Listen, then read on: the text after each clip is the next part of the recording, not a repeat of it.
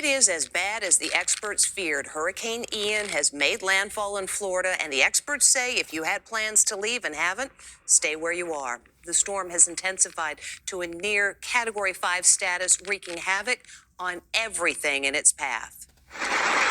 It's hell on earth as Hurricane Ian slams into Florida. 155 miles per hour winds, 18-foot waves, epic destruction. Take a look at the cars now. They're all bunched into each other over there. The wind continues to ramp up. But we're going to get smashed here. There are down trees literally everywhere, all over this area. This is what Ian looks like from space, a swirling monster. Those flashes, lightning. I can't hear anything and I can't see anything. Here is where the water comes up to 3 feet. Check out the Weather Channel's gripping 3D simulation of what a 9-foot storm surge looks like. 9 feet. That can completely submerge some buildings, homes, businesses. This, in many cases, is not survivable. Look at the wind howling through here. Their reporters were in the thick of it, wearing baseball helmets for protection against projectiles. I just got knocked on my butt. You can hardly see anything out here. Jim Cantori had some close calls. First, he almost got struck by lightning. Then he got hit with a tree branch. There are cars floating. Tony and Emily Massey are riding out the storm in their high-rise in Naples. They lost power as the city flooded. This is where the pool was. The pool is underwater. The pool's gone. Much of Florida is hunkered down today. The state's famous amusement parks, Disney, Universal, Legoland, and SeaWorld all closed as the state gets absolutely hammered.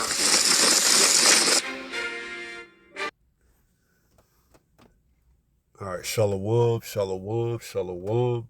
All praises to the Most High, Yahweh, Bahashem, Yahweh Shai.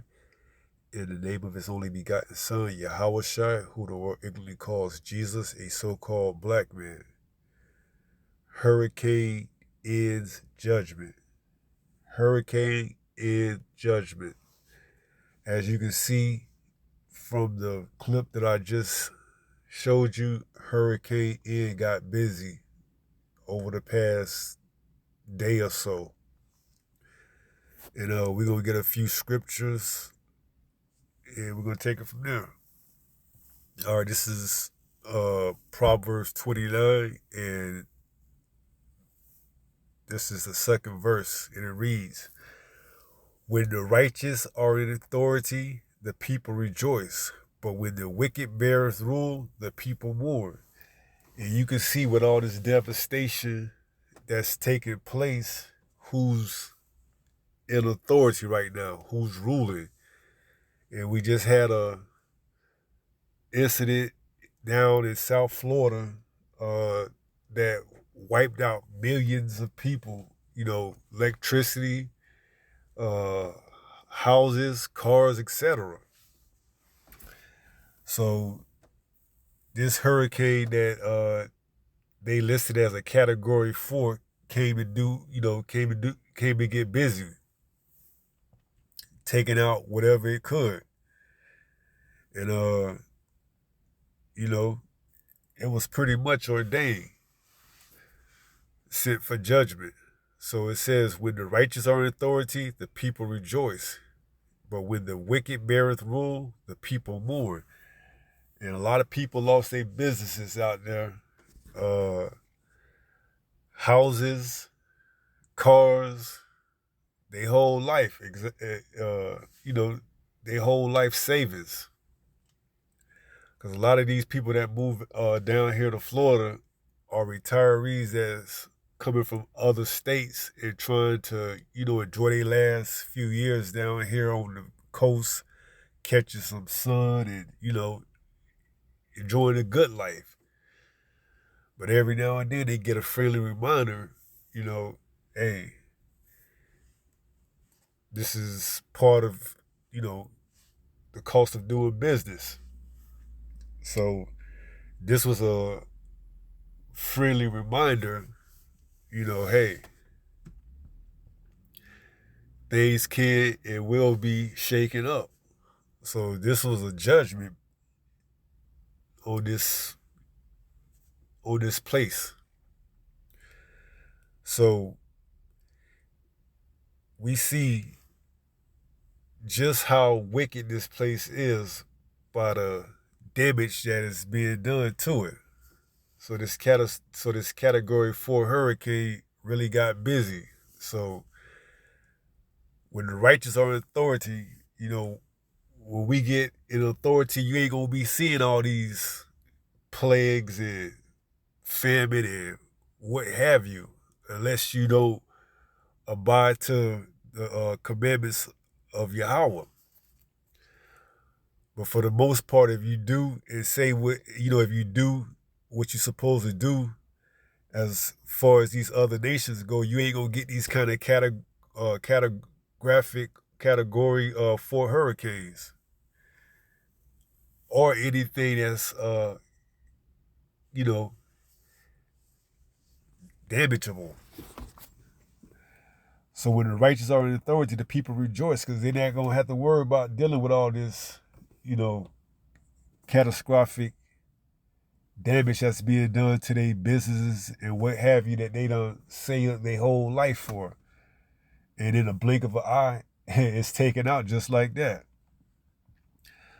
So when the righteous are in authority, the people will rejoice. But when the wicked beareth rule, the people mourn. And it tells you, that Yahweh was going to throw down. They can build, but he going to throw down. So these cities that they build up is just for the taking, man. They rebuild these cities however long it takes for them to rebuild after a major storm like this comes through. And what? He just tears it down again. Let's get that. Malachi 1 and verse 4. And it reads, whereas Edom saith, we are impoverished, but we will return and build the desolate places. Thus saith Yahweh of hosts, they shall build, but I will throw down, and they shall call them the border of wickedness, and the people against whom Yahweh have indignation forever. And no matter how much they build these cities up after these catastrophic events take place, whether it's a wildfire, whether it's a hurricane, a tornado, or whatever, he gonna throw down again right after they build these cities up until that day come where it's final judgment, and he just nuked this whole place with those missiles. Because this next purge is going to take place with fire. The first one took place with water, but this one going to take place with fire. So let me read that again. It says, whereas Edom saith, we are impoverished, but we will return and build the desolate places. Thus saith Yahweh of hosts, they shall build, but I will throw down. And he just threw down with this category 4 hurricane that just knocked out businesses, homes, you name it. He just threw down.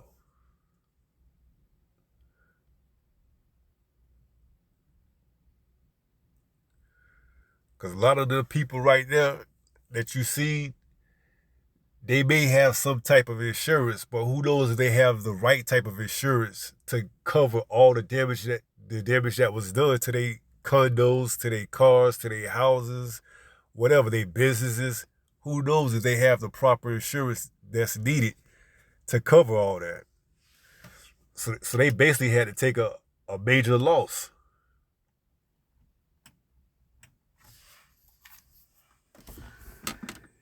And this is what it's speaking of in Amos, the 3rd chapter, when it says, "Shall evil be in the city?" Let's go to that. This is Amos, chapter 3, and we're gonna go down to verse 6. Shall a trumpet be blown in the city, and the people not be afraid? Shall there be evil in a city, and Yahweh have not done it? Right, because when this hurricane first came, or was on the horizon, you heard officials telling the people to get out, get to safer grounds, blowing that trumpet. And it reads, and the people not be afraid. And you had some people who were so bold and cocky that they were going to ride it out. They didn't want to give up their house, their home that they done built for years. We gonna ride it out. We ain't gonna stay. We ain't gonna leave and go to higher grounds. And what does it read? Shall there be evil in a city, and Yahweh have not done it? He the one that put this judgment on this city. And eventually it's gonna be on this country, man. So you get a sample size of what's to come. See, this category 4 ain't gonna compare it to what's really coming, man. This is gonna be like a walk in the park when you see what's really gonna be coming towards Babylon.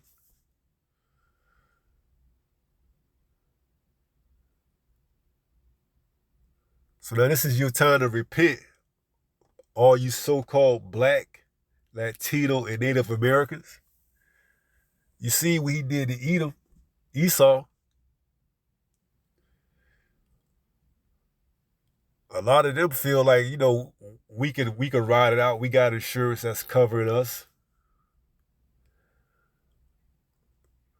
But now you so-called Blacks, Latinos, and Native Americans who don't have that leisure and lost y'all houses and whatever, you got to suffer with that. But it's your wake-up call to let you know that you need to repent and turn back while you still got time. Because once that final judgment comes, it's going to be too late.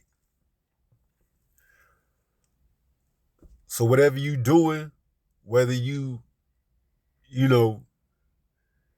not keeping up with the dietary law, eating unlawful meats, you need to cut that out.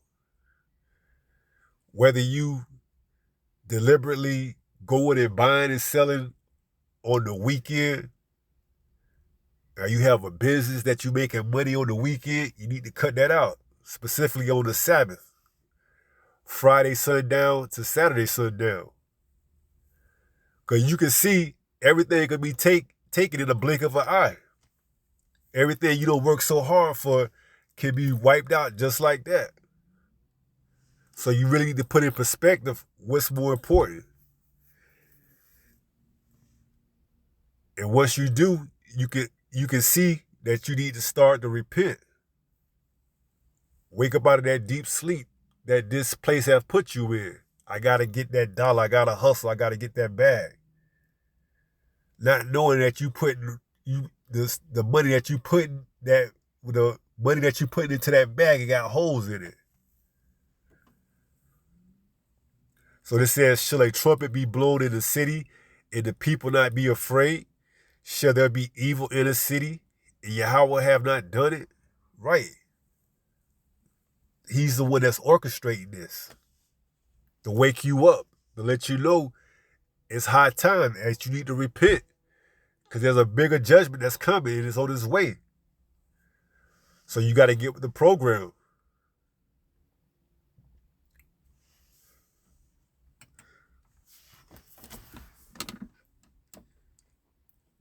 All right, so we go take this over to 2nd Ezra, and we gonna read from the 15th chapter. All right, this is 2nd Ezra, the 15th chapter, and the 49th verse. And it reads, I will send plagues upon thee, widowhood, poverty, famine, sword, and pestilence, to waste thy houses with destruction and death. And that's just what you see from that video clip that I just showed you, that he sent a plague of poverty, because a lot of these people got wiped out clean. Hurricane Iron came ripping a ruin, man, and he did damage. And a lot of these people ain't gonna be able to bounce back. They're gonna have to go down and get that help from FEMA. and any other type of insurance. But it tells you, woe to them that go down to Egypt for help and not trust in Yahweh, man, because they not waking up to knowing what's getting ready to happen, man. See, eventually they ain't going to be able to go down and get that help from FEMA or any other type of insurance without getting that mark. See, this all plays, this all ties in together, man. It's setting up judgment. And I'm going to say that for when we close in 1 Peter. That this is a test right now. You got to get yourself together. Because eventually it's going to come a time where it's going to be too late. And he gonna let them hunters get busy and go to work. And they ain't going to have no pity, man. So we're going to read this again and we're going to close out in 1 Peter. And this reads, I will send plagues upon thee. You just see one. This hurricane, Iron, category 4. Widowhood, poverty. That's it, poverty. Because a lot of people, like I said, lost a lot of their life savings, man.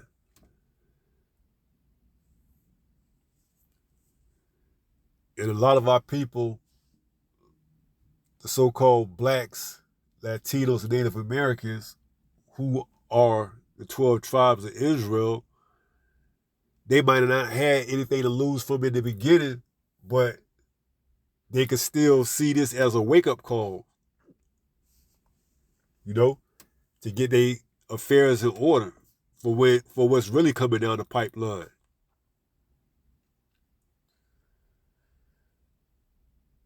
Because if they try to go get some help, let's say their houses or apartment or whatever got destroyed, and they need, like I said, help from insurance companies or FEMA, they're going to have to get down with the program to get that assistance. And we know eventually that assistance is going to come in the form of that mark in your right hand to show compliance with the B system. They're not going to give you anything for free. It's speculation that, this hurricane, not just this hurricane, but other natural disasters could be helped aided along with the manipulation of systems such as the HARP, which could help intensify these types of catastrophic, events, whether it's wildfires, hurricanes, or whatever. It's talk that these events could be manipulated or helped along the way to be greater than what they're supposed to be by the wicked evil. And even if let's say even if that's true, it ain't nothing that they doing on their own. It's all being orchestrated and ordained by the Most High. He just uses them to do, the duty of the left hand, the wicked, the punishment.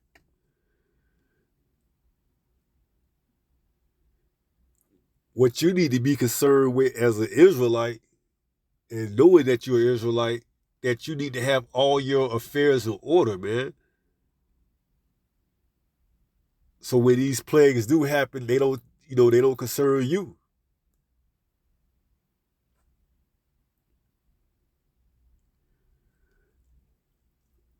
So this was just, a wake-up call to let you know that, this hurricane wiped out a lot of people, life savings, and made it, inconvenient for them, and they don't have any water, power, or anywhere to live at right now. But that's nothing compared to what's coming down the pipe, man.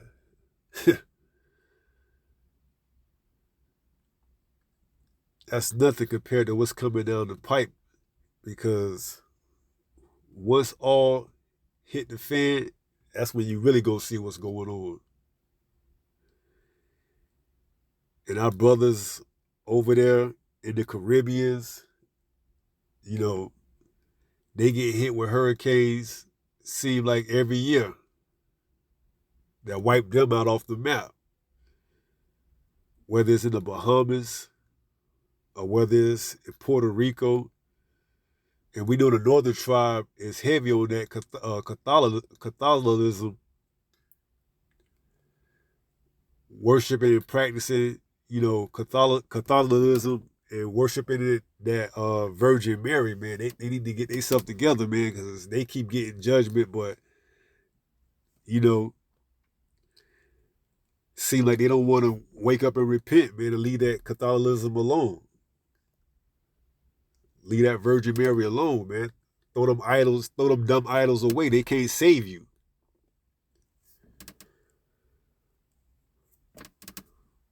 But essentially everything is already ordained, so, you know, Ephraim gonna get it together. One way or another. And Benjamin over there, you know, Benjamin gotta get it together too. So we're gonna close out on 1 Peter. We're gonna take it from there.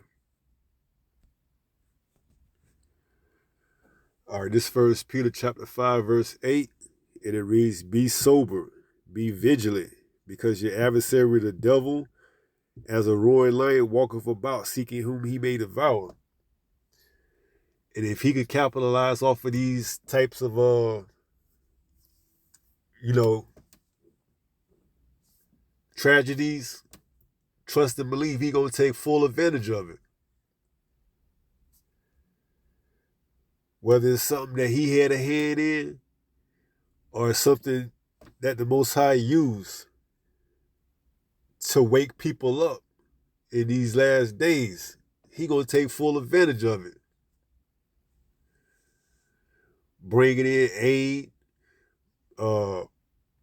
you know, just getting people to fully comply in the trust in the trust in his system, man. For when things really hit the fan, they ain't gonna feel like it's no other way but to trust in him.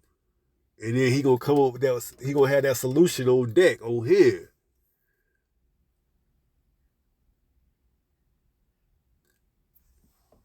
Cause that's when your faith really gonna be tried right there in that time. In that time, man. What you gonna do? Are you gonna want to still continue living in your convenience, your comfortable lifestyle, and take that help from FEMA, those horses and chariots? Are you gonna be ready? Are you gonna be ready to let go of this lifestyle and completely depend on Yahweh? Well, this is the test right now. So when that day comes, you already be ready in the spirit.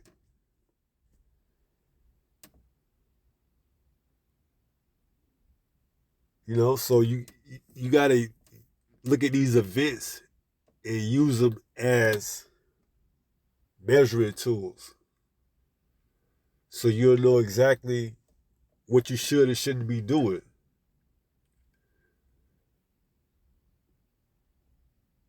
You know, the Most High forbid that this happen to you. You got to be ready, man. Ain't no second guessing. Man, I don't know. Maybe I need to go down and, you know, just get a little bit of assistance. Next thing you know, you face with a decision to make. We got something that we're gonna put in your hand and get you right, and get you back on your feet. You may have a family that you got to provide for, and that pressure may be a little bit too much for you, and you may crack and fold. Praying that you don't, but you know you got to have these things in your mind, or your wife may. You may be have to be ready to lose it all. Your family, your children, everything. Your wife.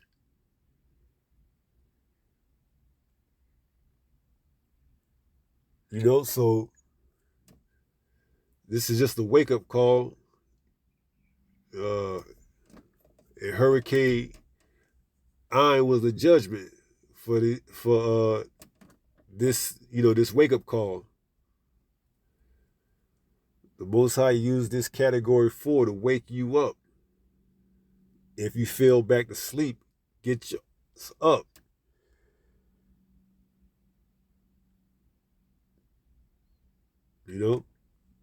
So with that being said, stay strong, stay in the faith. We almost home. Shalom.